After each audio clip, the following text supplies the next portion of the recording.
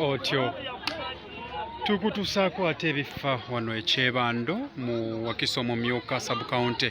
Ku ssaawa eno tulengera abalonzi nga batandise okugenda ku layini. Jjukira nti mu kifo kino abantu abeesimbyemu mwe muli Mayanja Moses ne Engineer Ian Kyeyune, nga kitogerwa nti mukulu Ian Kyeyune yabeerako omukulembeze ku kifo kino bbanga eriseeko emyaka 10 emabega, ate mukulu Mayanja Moses yakayingira olwokaano luno. Naye bwe tulengera mukulu Ian Kyeyune tulaba nga ekyamazima inako abantu omu babiri basatu engalo just engalo mukono gumu, ate nga bwe mulengera registrar w'ekyebando bwayogera atereza layini, nga ate tulaba nti omukulu Mayanja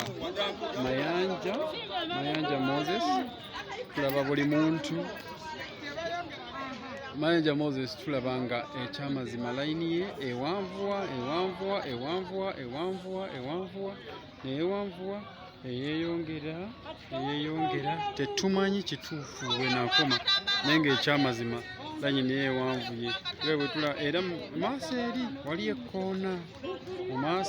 waliyo ekkoona yetulengera, era tulaba nga mukulu Mayanja Moses akyaleebya n'ebitundu kumpi 99 n'obutundu nga 3 kifo kino. Era okubala kugenda okutandika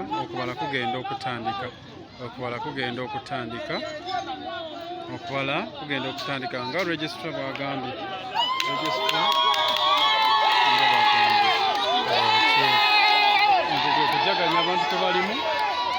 Kujaganya abantu kwe balimu oluvannyuma lwa Mayanja Moses okubanga awangudde ekifo kino.